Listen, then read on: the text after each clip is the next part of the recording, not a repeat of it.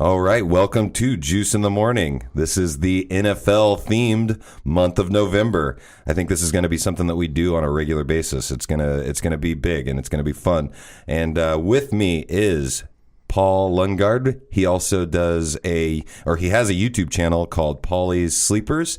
And welcome to the show, Paulie. How you doing? Hey, thanks, Juice. I'm happy to be here. Doing great. Early Sunday morning. This is actually the dream of the Juice in the Morning podcast, was to do it in the morning. Well, I'm getting old now, and I do get up early, so I've got that old man thing going, so I can help you with that. Yeah, and then on the phone with us is in football, I would say, analyst John Marchbanks. How you doing, bud?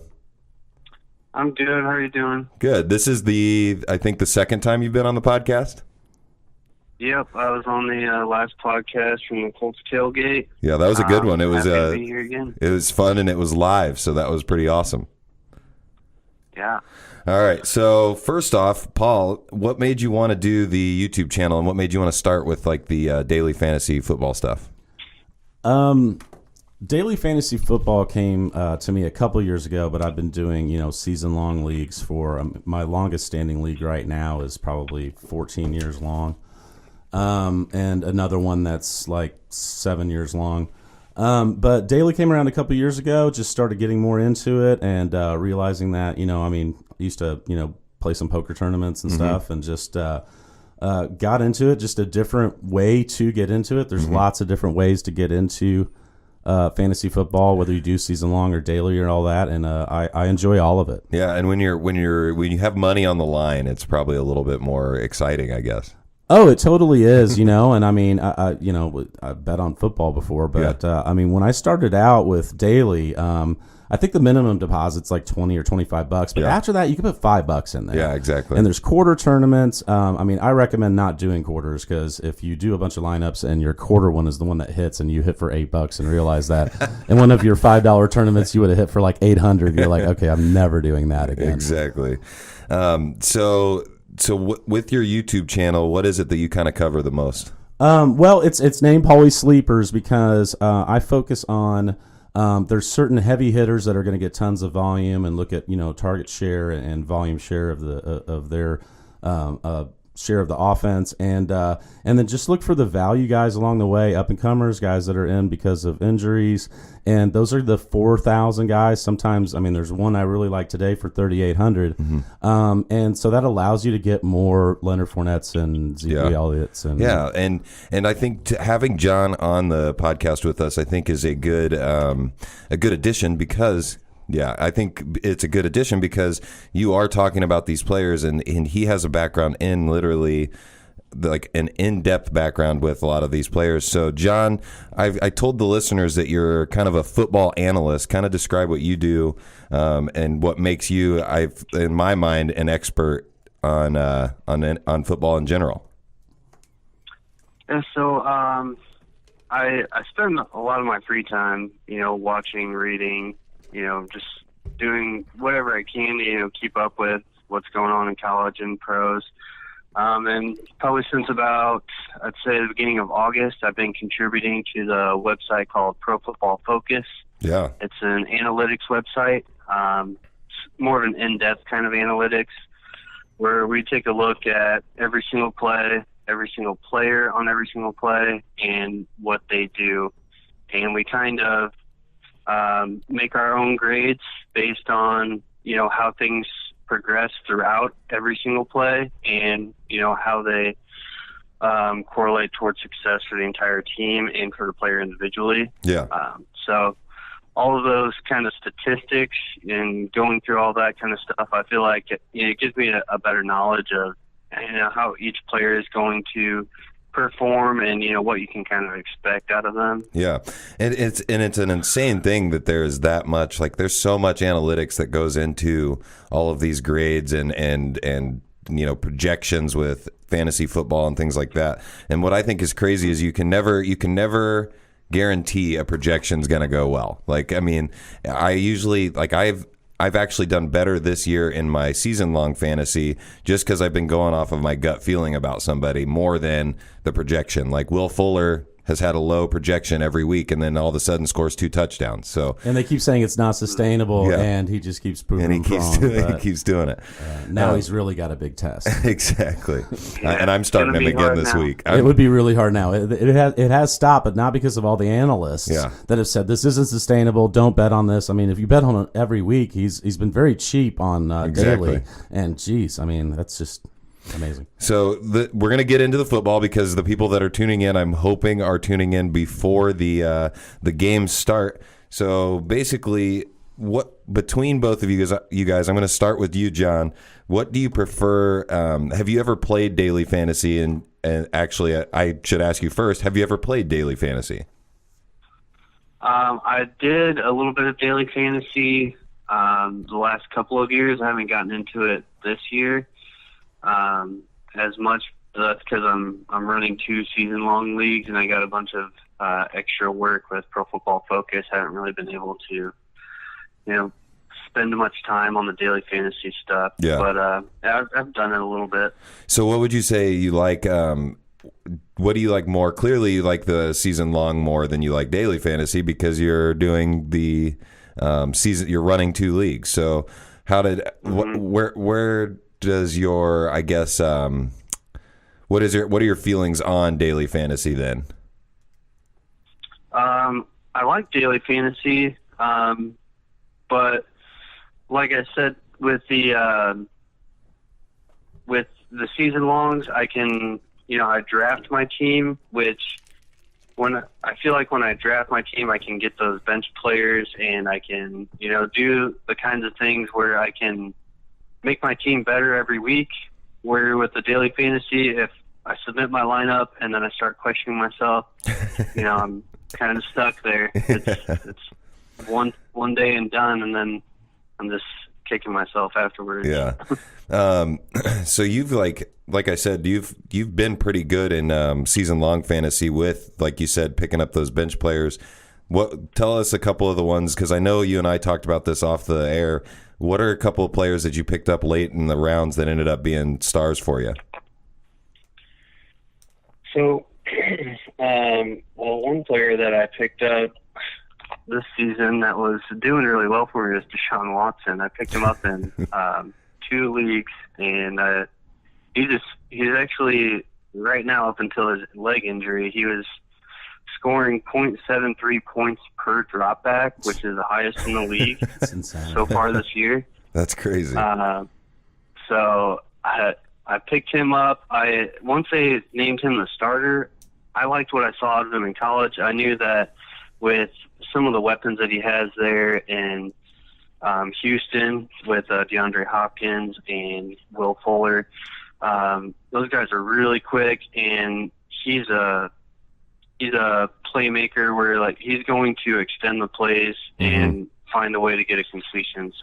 And he's just ran that Bill O'Brien offense better than anybody has. It's just really insane how he got that all to click, and very sad that it's over for the long-term future. I mean, those non-contact injuries sometimes are the worst. What ended up happening? Was he tearing an ACL? At least I think, but that's crazy. Yeah. It's crazy that can just kind of end your season right there. But so you did the Deshaun Watson, the one that I picked up or drafted this year that a lot of people didn't have faith in was Mark Ingram, and I think he's really kind of balled out lately, and I've been very proud of that pick because a lot of people are like, "You're going to start Mark Ingram?" And I'm like, "Yeah, I'm going to try and see how it goes." There's 3 backs there with Adrian Peterson, Kamara, and Ingram, but then once Peterson got traded away, his touches went up at least another few 5 or 6 touches a game, and he's just kind of excelled from there. So I was pretty proud of that one.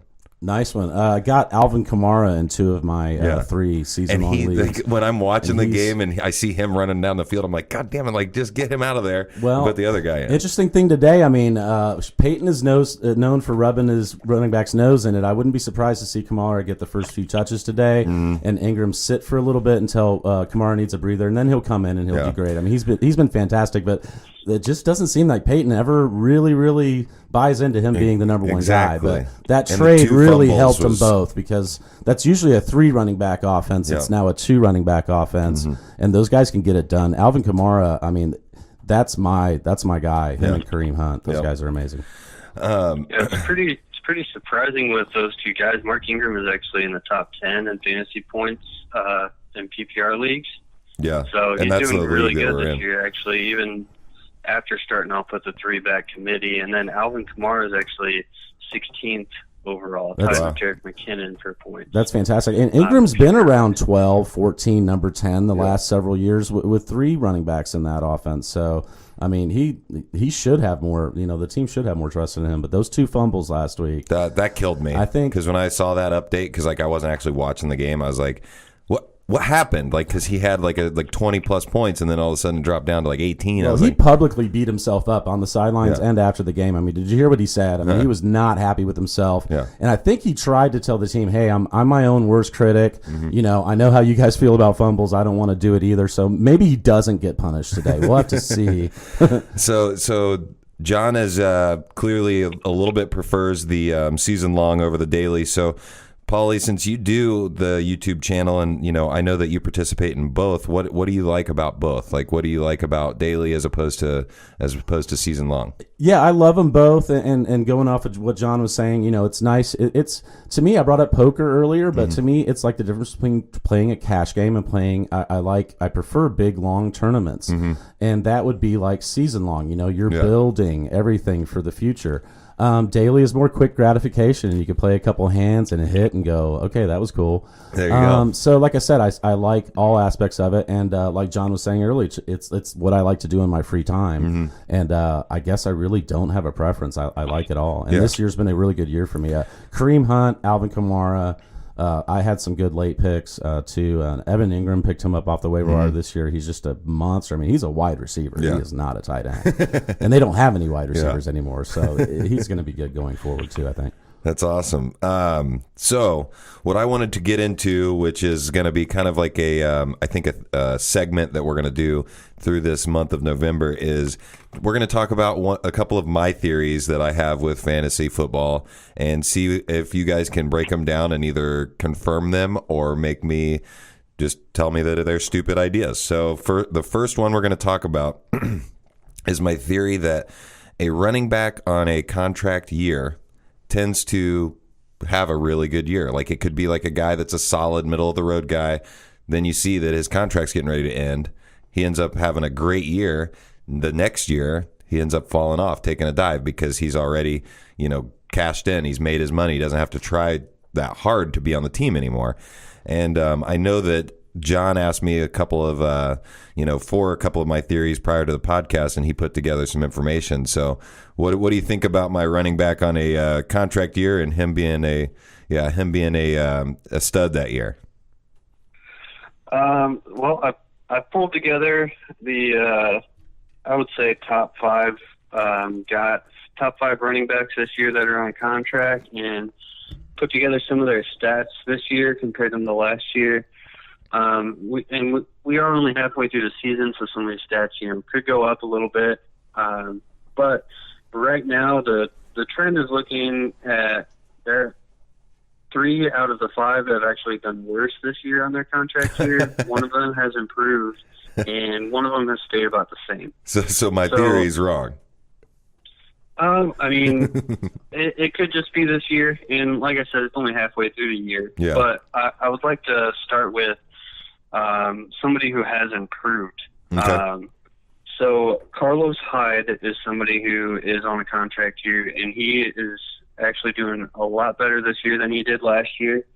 Last year he was 19th overall in points, 14th in yards, and 38th in receiving yards. This year he's 15th in yards, 9th in points, fantasy points scored, and 21st in receiving yards. That's crazy because I've never even really heard much about Carlos Hyde this year. But he just always gets it done, and it's not pretty, so but it's consistent. Just consistent. Yeah, because he plays for a team that's always needing to score, and he could do a lot of things. Go ahead. Sorry. Oh, I was just they definitely need to give the ball to somebody, and he's just the one that's there most of the time. Yeah. And with Pierre Garcon out, guess what?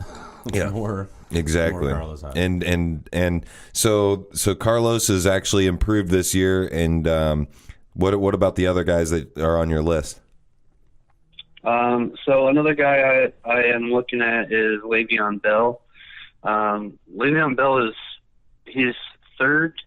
He was third in overall points, fantasy points scored last year, and he actually sits at third in overall fantasy points scored this year as of right now. So he's staying level with where he is.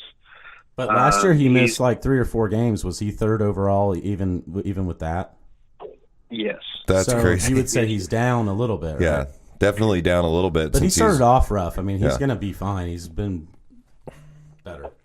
And they have a lot of weapons there. It's hard to. I think it's kind of like back in the day when they would say, you know, the Patriots were hard to trust because there were so many different receiving options and so many different running back options. You can't trust any of the players because they could go with a different guy every week. So it was hard to get like season-long fantasy value out of those guys. It's still like that. I mean, they have like 12 guys they're distributing the ball to. And yeah. Yeah. So Le'Veon's staying kind of consistent, but if we look at the fact that he missed 3 games last year, he might be a little bit down if we want to like average out the math. Yeah, he may be a little bit down. And the other thing is, I'm pretty sure he got franchise tagged this offseason. So that's actually a little bit of I want to say a tweak to my theory, because if they get franchise tagged, isn't that like most of the time, doesn't that piss players off? Don't they not like to get franchise tagged because that means that they're getting paid the average of the top whatever running backs, you get paid that for the year and that's it, right? Yeah, so it kind of depends on the position that they're playing, I would say. But yeah, so for Le'Veon Bell, it means that he's getting paid an average of the top 3 salaries at his position.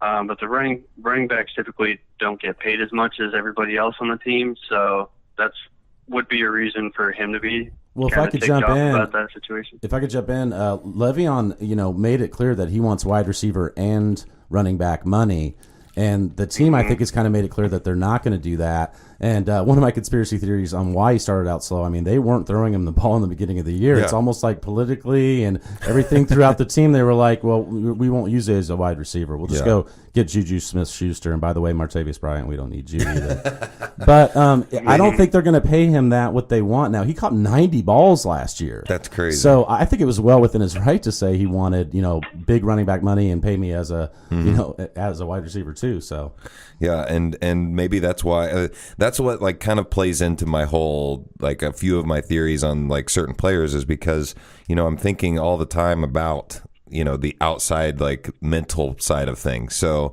like when I have a gut feeling about a guy, that's what I usually go with. And it's worked out for me this year. Last couple of years, I've been last in my fantasy leagues because I literally have been so analytical about the numbers and the projections and things like that. And then I've just kind of, I've sucked. And then it ends up having a terrible year. You forget to just play guys that you like. Exactly.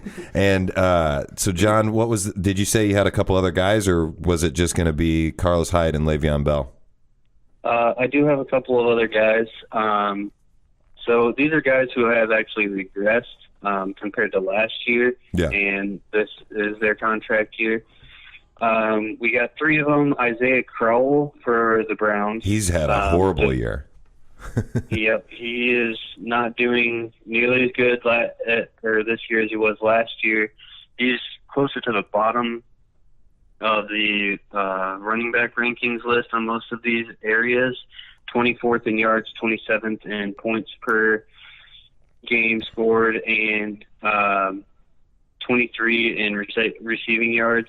When last year he was running closer to the middle of the pack, where he had 14 points, or he was 14th in points scored, 15th in yards, and 18th in reception. So he's gone down a little bit in every area. Yeah, and he's somebody that I guarantee you his owning percentage on like in leagues is high still, even though he's not it's going down. Oh yeah. People are dropping him. Yeah, he's at the top of the waiver wire and at the bottom of everyone's list to go pick up. I mean, especially in PPR leagues, because Duke Johnson is there to just snatch steal all those away. He's in that rare position where he's the number 1 back, but he doesn't produce. So people don't want to drop him because he's the number one back, but they don't want to start him either because he's not good. Yeah. They're just not in a position to ground and pound right No. now. So that's why Duke, I think, is getting a lot more because they're just a freaking dumpster fire. Mm-hmm. All right, and the last guy, what's the last guy?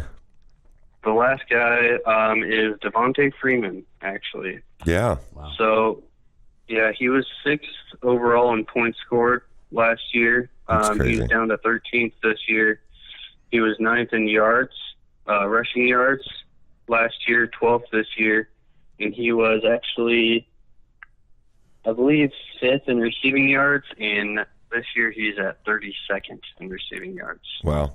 So that's last place, isn't it? I mean, there's a few running backs for every team in this list, but I mean it's pretty close. Yeah. And a lot of that has to do with the changing of their offense and losing their offensive coordinator. Obviously, you can tell just by the receiving yards for Devontae Freeman, their whole passing game has completely changed. Yeah. You can kind of tell with the downfall of Julio Jones this year too. Yep. Yeah, and so what would you guys say, or at least let's get Paulie's take on my theory of running backs in contract years, and then we'll see if you guys agree or disagree with that theory. Well, I think it applies to not just running backs, but a lot of players and all through sports, and basketball players do it all the time too. I mean, remember Austin Crocier? Yep. Didn't he sign for like $90 million at one point because he I forgot about he played that. out of his freaking shorts for 1 year? I and then forgot just- about that.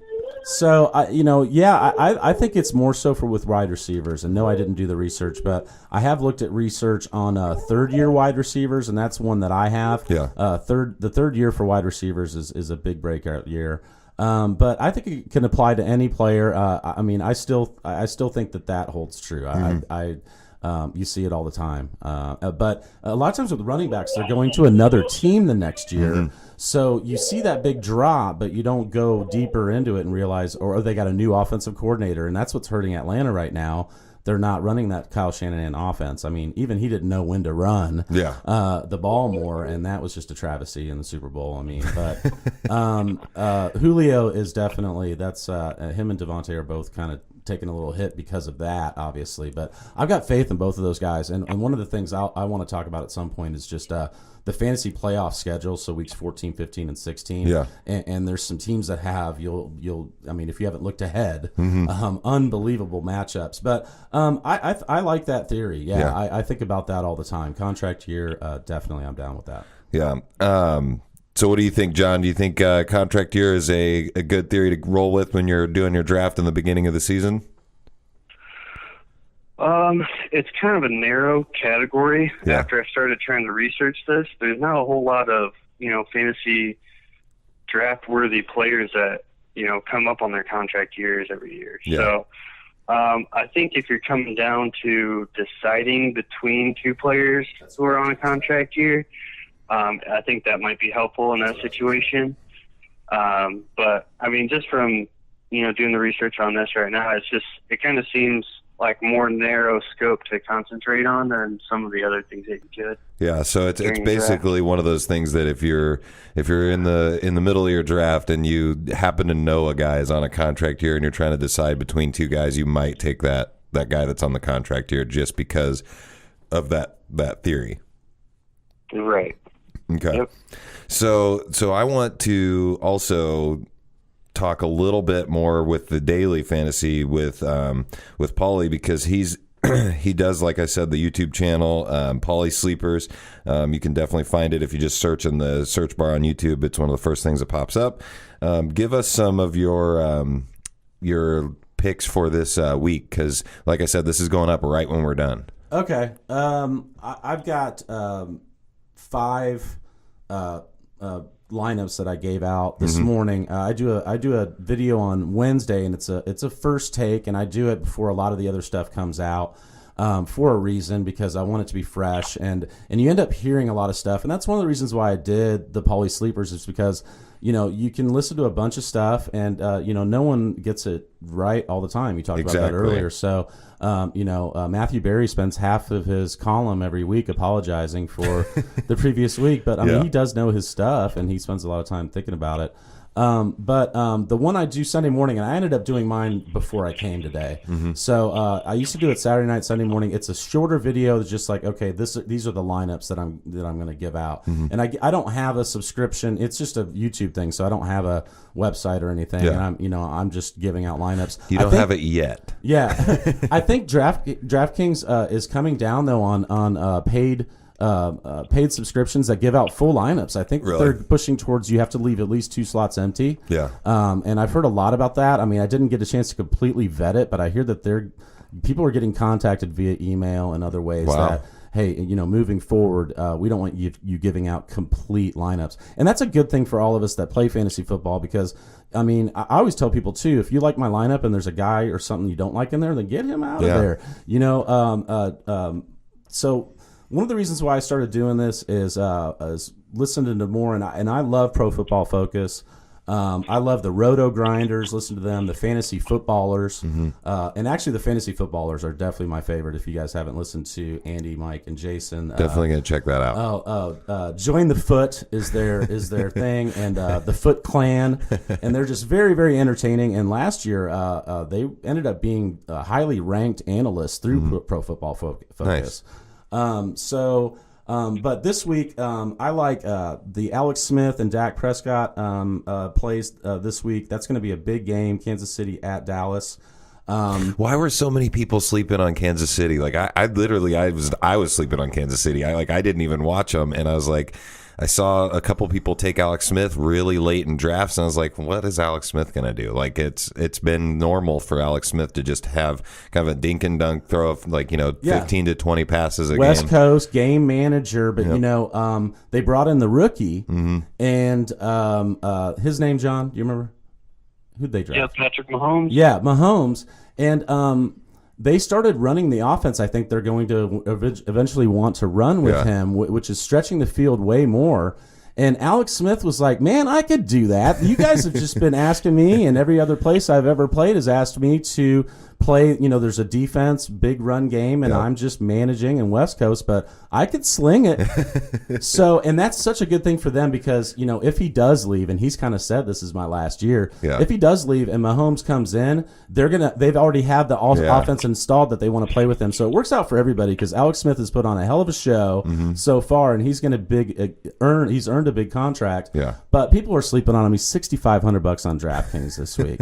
I mean, Deshaun Watson before he went out was $8,200. Jeez. Russell Wilson 73. Drew Brees is 7,000. Dak Prescott is 67. Those guys are all great plays. Watson not anymore. Yeah. But Alex Smith is 6,500, and he's had 3 of his best 4 games this year on the road. Oh, okay. He averages 26 DraftKings points on the road per game. So he's a great play. And then the other interesting thing is Tyreek Hill. And Tyreek has every other week. Now, there's been 8 weeks now. They haven't had their bye yet. Every other week he blows up.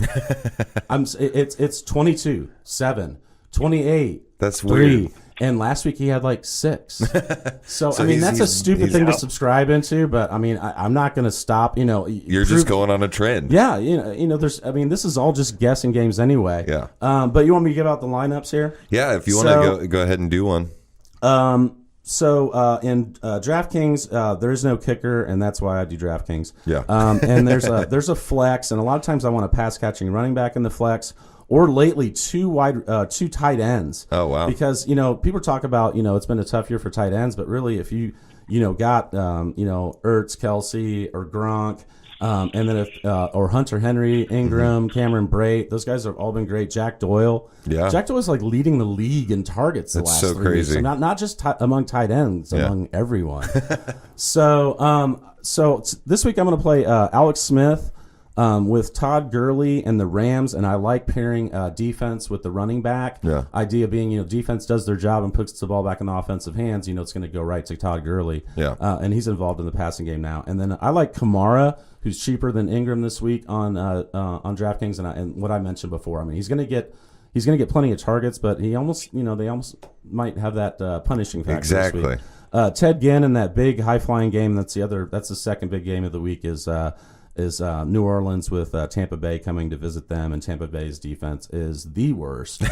I loved watching Ted Ginn in college, and he's the guy that just won't go away. Oh no, and he's not a 9 route guy anymore. No. He's actually averages like fewer air yards, which is he's catching short passes and taking them deep.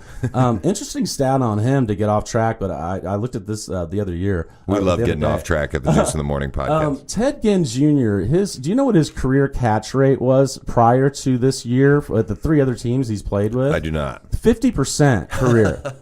Do you know what it is right now? No. 80%. That's insane. He's catching 80% of his targets. There's been several weeks where he's caught 4 of 4, 5 of 5, 7 of 7. I mean, that's crazy. This is a whole new Ted Ginn, and he loves himself some New Orleans. And Breeze trusts him. And Snead was suspended. Yeah.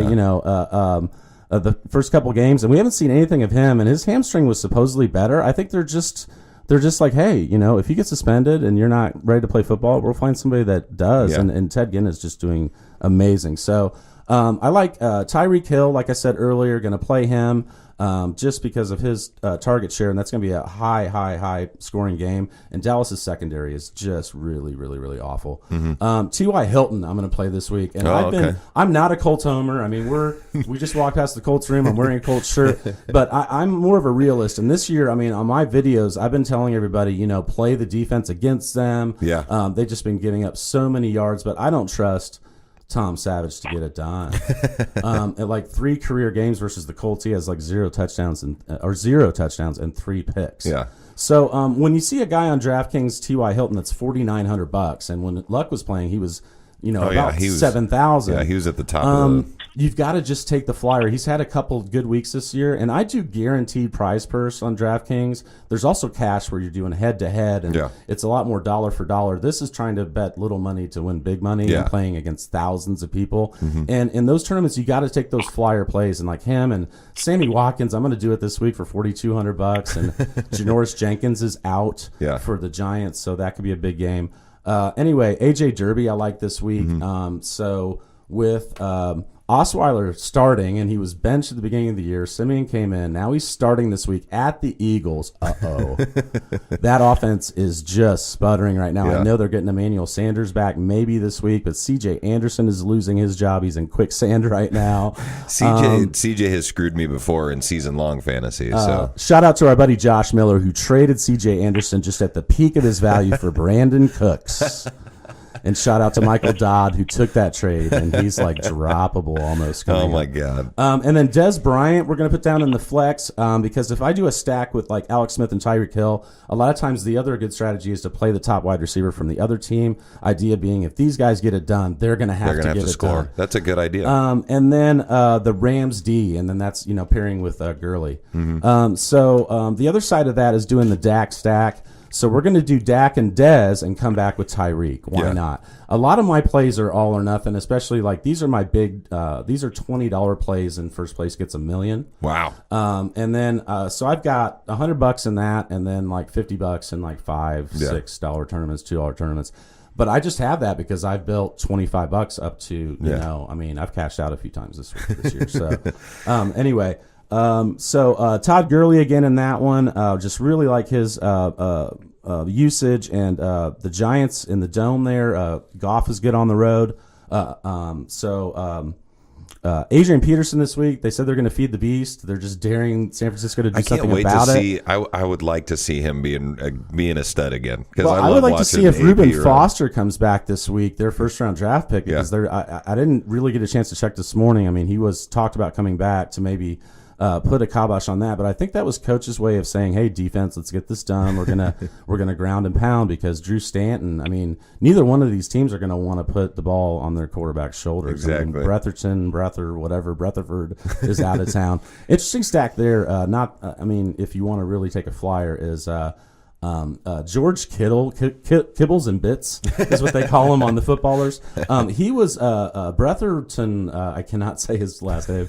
He was his quarterback in college at Iowa, so he threw to Kittle. Okay, so there's a relationship there, and So now there's that the connection. Garrison is gone, that is just a great. I mean, he's had a couple flash big games. I mean, if you don't have a tight end right now and you've had injuries and Kittle's out there.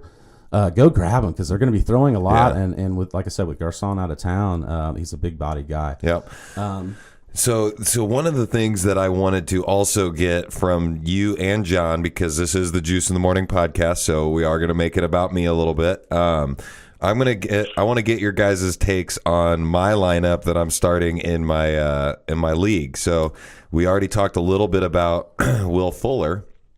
I actually didn't realize. I wasn't even thinking Deshaun going down. I shouldn't probably start him. So whatever. I think I'm still going to start him. But okay.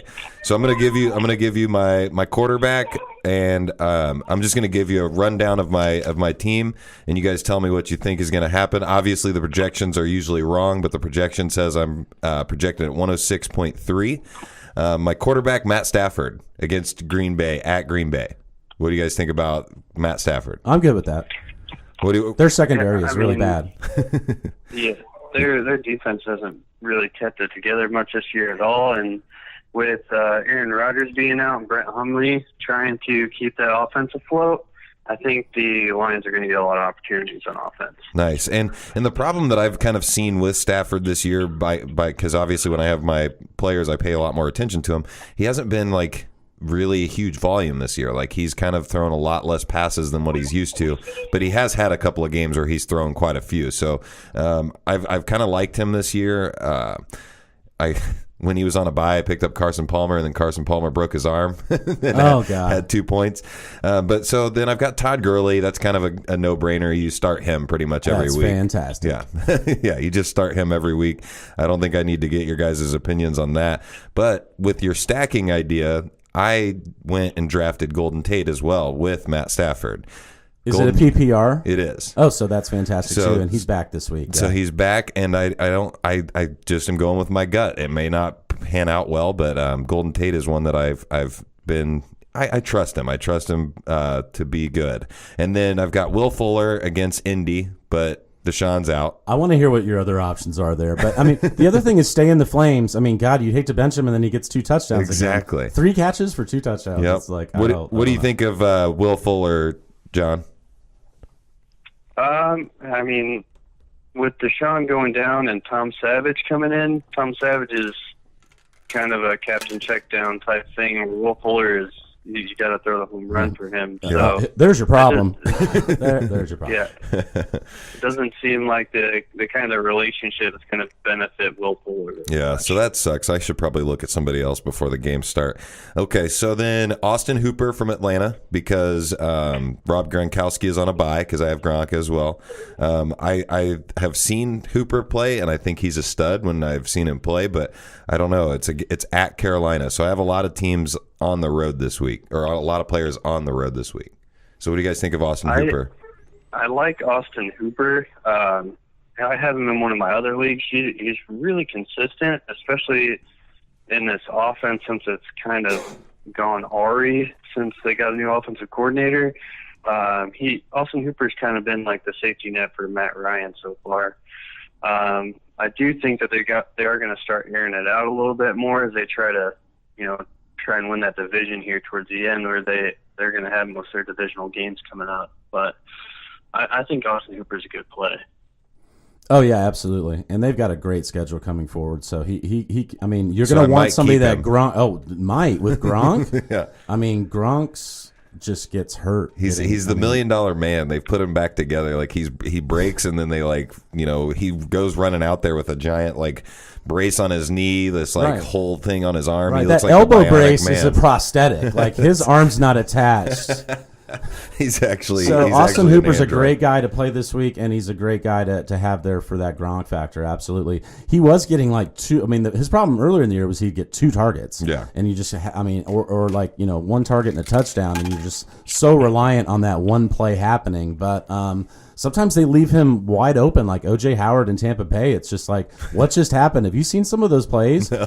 2 of his big touchdowns this week. I mean, when you see the replay, there's no other football players on the screen. They just don't even They care. don't know that he's out there playing football. So that happens to Hooper a lot, and you could get lost trying to guard Mohamed Sanu, Tevin Coleman coming out of the backfield, Julio Jones. Yeah. I think that's a good one. And then the one that I've also taken risks on all year, and people don't like it, but it's actually worked out for me, is Deshaun Jackson. So I've got Deshaun Jackson in my flex. And then obviously the defense, I played the Detroit defense against Green Bay because of the backup. And then also, nobody cares about the kickers but Matt Prater. So I have three Lions players starting. But Matt Prater's been pretty good all year. So what do you guys think about Deshaun Jackson? Honestly, I haven't had much time to watch the Bucs at all this year. I know that he's been decent. He's not putting up huge numbers in any one category or anything like that. So, I guess the lineup I've got going play is clearly, if you look at everybody on there, it's kind of like a feast or famine with my wide receivers, because Will Fuller, like I said, if he sustains it, 2 or 3, he could have 2 touchdowns a game. And then Deshaun Jackson, same thing, but not consistently. My consistent guy is Golden Tate. So that's what I like Deshaun Jackson. This week's going to be tough for him, depending on how much he sees of Marshawn Lattimore. Oh, okay. It's probably going to hurt Mike Evans' value more, but if you haven't checked to see Marshawn Lattimore's the first-round pick for the Saints, he's a big reason why their defense has been amazing this year. Mm-hmm. He is redefining a rookie season for a cornerback. His splits, when thrown to, are just nasty. It's the best we've seen since Champ Bailey's That's awesome. Rookie year. So no one's getting anywhere with him, and he's moving around, and he has the ability to definitely cover half the field, if not more. That's crazy. So he's going to see some Deshaun Jackson, but Winston tries to hook up with him deep a lot, and it's not happening. And just the law of averages say that some of those deep plays are going to happen. And he's had some good logs. He's had some good, 5 for 70, 6 for 60. He's had a couple touchdowns.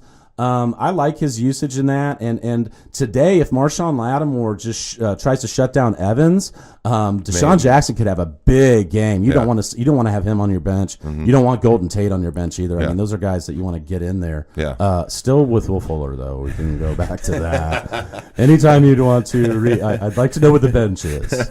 What's the bench? I think really the only person that I have that I could throw in there is because Antonio Brown's on a bye, Adam Thielen's on a bye. Oh, that's a great team. Great team. Awesome. Yeah, I'm leading the league in points, but I'm still 5-3 because of just like random things happening. Like when I picked up Carson Palmer and he broke his arm and stuff like that. We've all had those years where you just score good, but you happen to go up against the other top scorer of the week, and it just doesn't. But I've got Rashard Matthews from Tennessee. That's the only one that's not this year. On a bye. I mean, he was a great player last year, but Corey Davis is coming back this week for Tennessee. Yeah. I really want to play him in daily, but I'm not going to take that much of a flyer. But they need him to be good. Yeah. Eric Decker, I mean, he's on a milk carton right now. Yeah, what the hell is wrong with him? And it's so funny about Eric Decker. Like, everybody got on him the week after he played the Colts, and I'm like, okay, I mean, everybody blows up against the Colts, but he literally only had 3 catches that week, too. I mean, everybody acted like he had a 200-yard Julio Jones game, and he just had 3 catches. Everybody's like, oh, Eric Decker, he's back. And I'm like, no, he's still on the milk carton. So not Rashard. No, you got to stay with Will Fuller. Stay in the Flames because, like I said, now at this point, if he does get it done and you decide that the matchup isn't good, you can overanalyze matchups. I mean, exactly. I don't know if you can with Tom Savage though. Yeah, Jesus, I haven't seen Tom Savage. How ready is he? I mean, when someone's playing lights out like that in front of you, you're taking reps and stuff. But I mean, I don't know. Some of these guys aren't ready to play football when they get called. So John, I appreciate you taking your time to do the podcast today. We'll have to get you actually in the studio and get you in person because it's always more fun and it sounds better. But I appreciate you taking the time to call in. Yeah, no problem. Thanks for having me. Do you have any fun doing the podcast? Do you have any last minute advice for anybody that's wanting to start somebody this weekend? Do you have anybody on your radar? Yeah, on my radar, I honestly think Julio Jones is going to have a big week this week. I hope so. I know that he's been struggling. Yeah. He's been struggling this year, but I think he may have that kickback game this week where he actually, puts up points that we're expecting to see from him. That's awesome. Yeah, so then also, Paulie, do you have anybody that might be a sleeper that nobody's really thinking about this week? You've already given us quite a few, but do you have somebody specific that you're liking? Paulie sleepers. Orleans Darkwa. Okay. The Darkwing Duck. And it just, if you got to take a flyer and you don't, and you're sitting there staring right now and you're looking, you're like, do I pick up this guy, that guy, and you don't like your options? He's going to get 17 touches, and on like DraftKings, he's $3,900, so he's a total punt. Also, Ryan Grant for the Redskins with Jamison Crowder sitting this week and Jordan Reed out. Vernon Davis is always an auto start when Reed is out, and I joke about Reed. I mean, he'd kick my ass if he ever saw me and had heard any of the stuff. But I'll say something. I'll say, Reed was watching the game last night and jumped up and down and hurt himself, and it's more it's easier to talk about his healthy parts and it's faster than to talk about his injured parts. But so Vernon Davis is a play this week. But I'm going to finish giving out my lineup earlier because we got off track. Sorry. No, that's fine. The Dak, Tyreek, Dez stack with Gurley, Adrian Peterson, and Carlos Hyde. So I'm playing both the running backs in that game. Sometimes in a low-scoring game, it's good to get the opposing running backs if you think it's going to be that kind of game. Yeah. And it sounds like it. Mohamed Sanu, who I play all the time, and he's always cheap. He's like $5,200 on DraftKings this week. But I like him in a league too. I mean, he gets he gets 6-8 targets a week, and he gets it done. That guy's big too. That lineup also has AJ Derby and the Rams. Todd Gurley, Dak. Breeze this week. Love Breeze at home. Play him with Michael Thomas and Alvin Kamara. Come back with Ezekiel Elliott. And then do T.Y. Hilton again in that one. Robert Woods in that one. Vernon Davis, Orleans Darkwa, and the Eagles D are going to feast against Brock Osweiler, I think. Do I have time for two more lineups? Yeah, go ahead. Okay, Jared Goff with Cooper Kupp and Watkins. Ezekiel Elliott again, Todd Gurley again, Todd Ginn again, AJ Derby again, and then Kareem Hunt in this one. So this one has Zeke, Gurley, and Hunt. Do you like it now?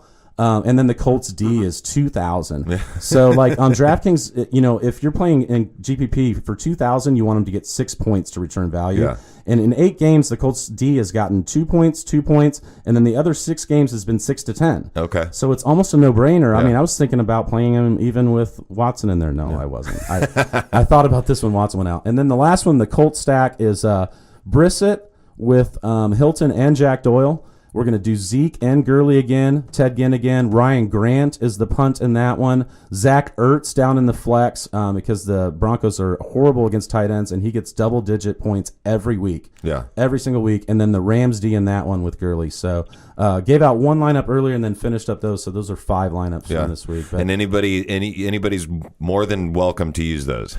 And I like Curtis Samuel this week with the Benjamin trade. If you read between coach speak, they said they wanted to get faster, and they drafted him right after Christian McCaffrey, and he's kind of the same player, and he'll take touches out of the backfield too. Yeah. So McCaffrey's a great play this week. Devin Funchess, Honey Funchess of Oats, is a great play this week too. I mean, there's other guys that I like that even when I do 5 lineups, I can't fit everybody into there. Yeah. Paul Richardson too has been getting it done, and especially if Sherman is guarding Lockett. Or probably not Baldwin because he plays out the slot. Yeah. So, I mean, there's a lot of other games we didn't talk about, but we only have so much time. Exactly. So.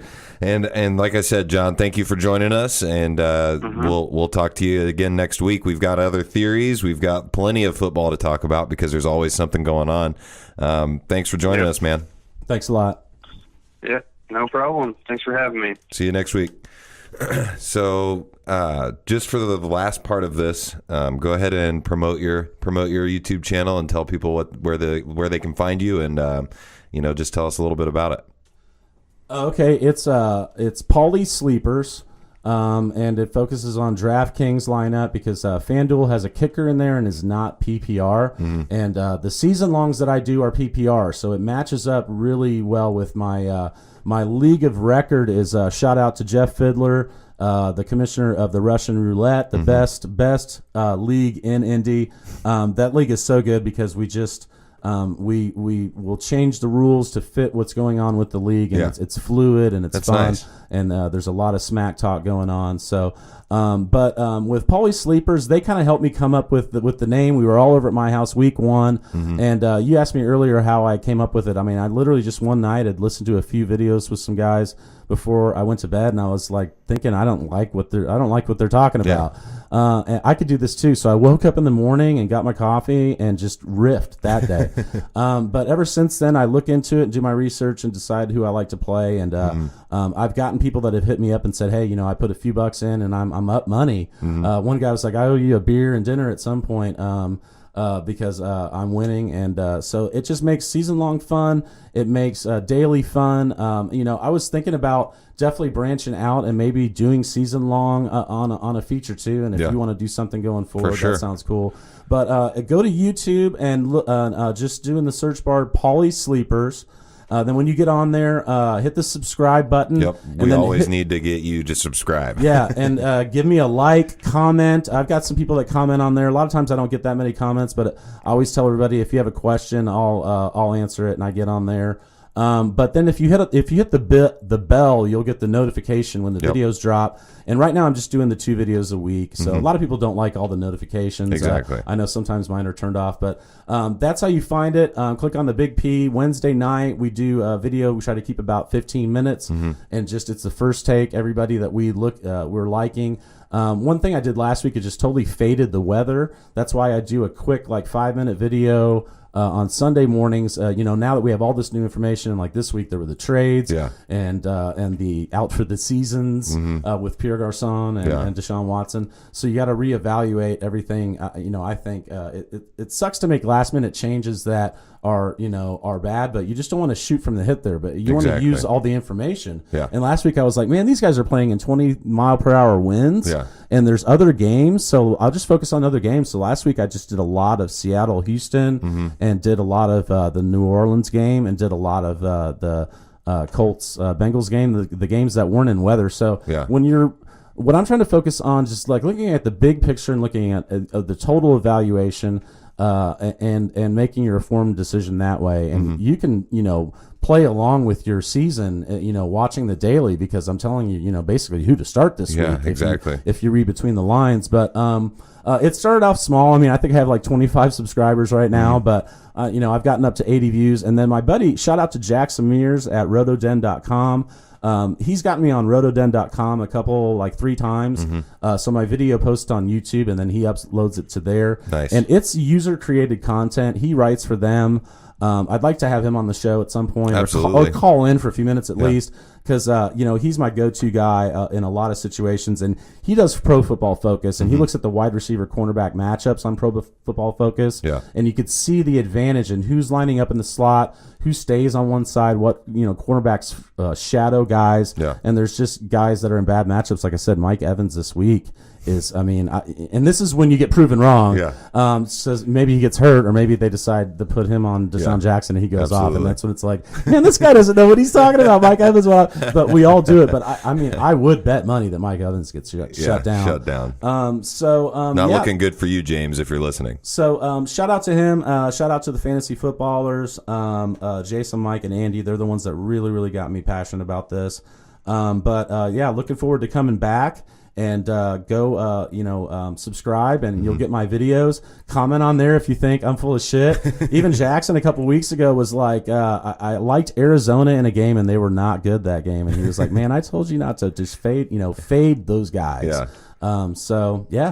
Awesome. So you guys all know where you can find the Juice in the Morning podcast because you're listening to it. You can also interact with me on Facebook, you just search Juice in the Morning, and then also on Twitter, it's at Juice in the AM. And now I'm starting to do a little bit of Instagram stuff and YouTube, so if you just search Juice in the Morning, you'll find it on either one. So once again, thank you for joining me. I appreciate it, Paulie. It was great. We got a lot of information. I hope it's useful for you guys out there, and I hope you guys win in your fantasy leagues, unless you're playing against me, because then I hope you lose. Fuckers. Juice